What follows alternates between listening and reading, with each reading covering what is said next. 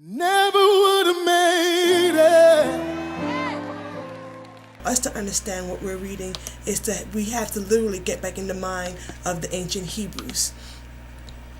Okay, so the word for male is a very interesting word. I thought it was very interesting when Yah showed it to me.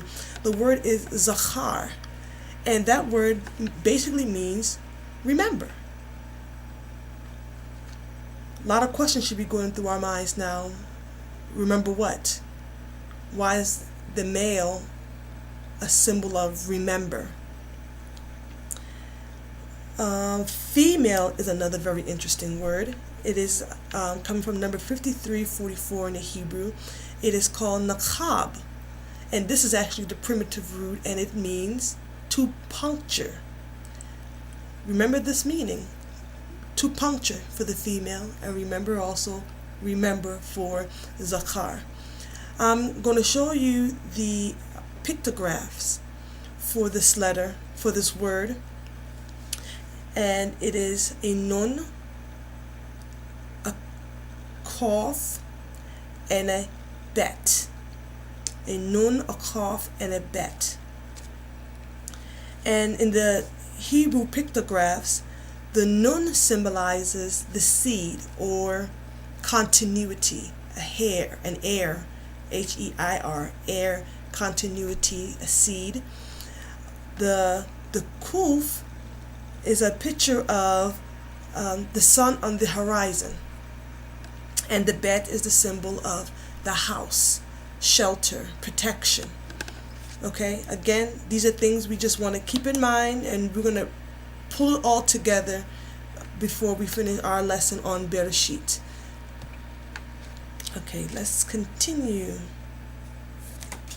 Now we're going to turn to the creation of Isha, woman. And for that, we just need to turn to chapter 2, and we're going to begin at verse 18.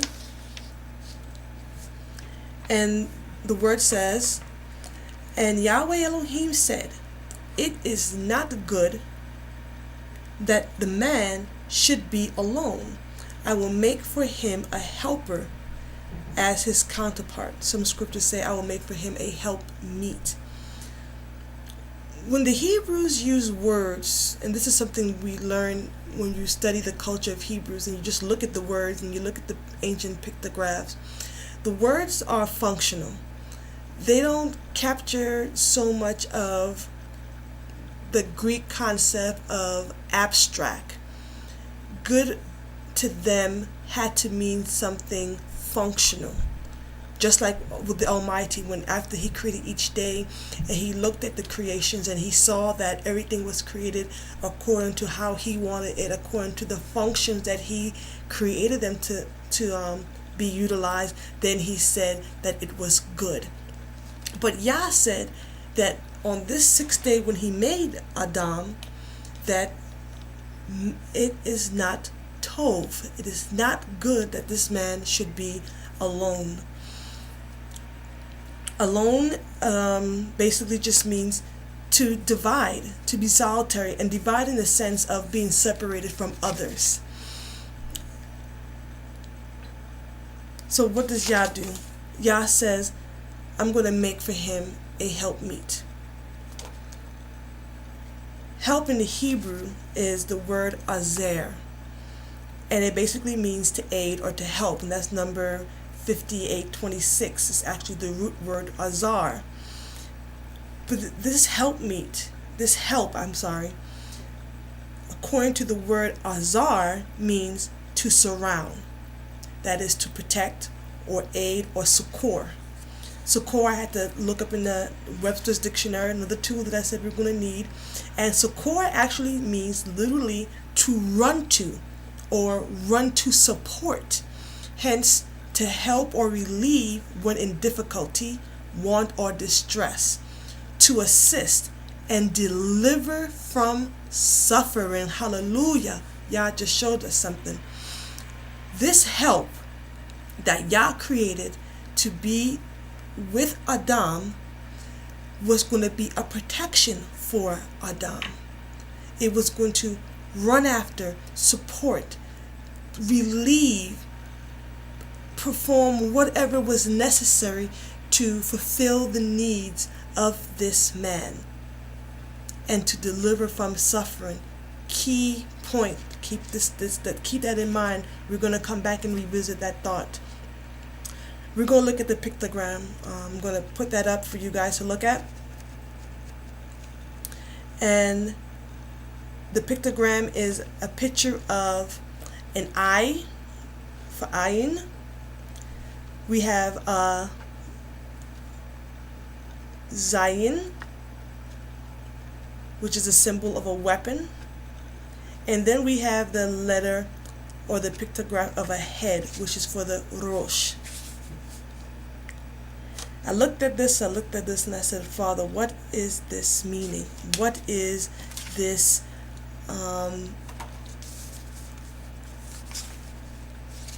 azar that we as women are supposed to be? And what Yah showed me is that by looking by the ayin, we are to watch and protect our head, which is our husbands. That's our job as women. Just by looking at the words that Yahweh used to spell it, we see exactly what it is we're supposed to be doing.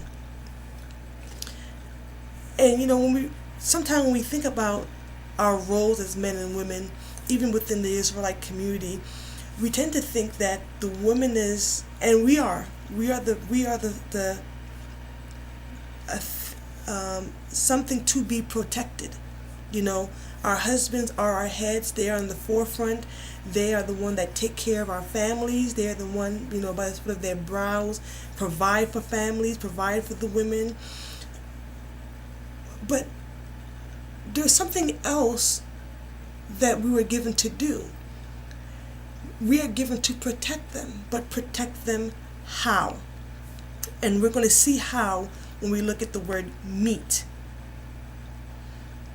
Meet for him is number 5046 in the Hebrew Concordance. Hebrew Lexicon. And that word actually is nagad.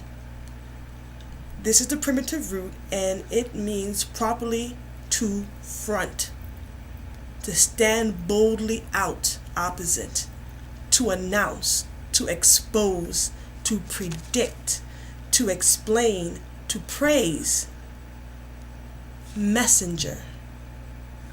Okay, this is all what we're supposed to be doing. So, what is it that we know about this helpmeet so far? Just by defining the words, and waiting on revelation of Yah, what have we learned thus far? To stand boldly out opposite. That does not mean to be an affront or to be irreverent to your husband. Actually, it just means that you're going to be the opposite of your husband. How? He's male, you're female. Stand boldly because now you are separate, talking about Adam, when he's getting ready to be pulled apart. So now Hawa will become a separate entity who can stand boldly, strong on her own. That does not imply that we are supposed to be away from the headship of our husbands, or supposed to be dominant or trying to be the head. That just means that we are now separate entities, the opposite of who they are. We're female. Again, don't think sex, think principles. Okay, Nagad also means we're supposed to announce, we're supposed to expose, explain, praise, messenger. How can we do all these things? We can do all these things. Remember the first letter in the word in the pictograph that we looked at for azar was the ayin, the eye. We see. Never could have made it without you. I would have lost it all.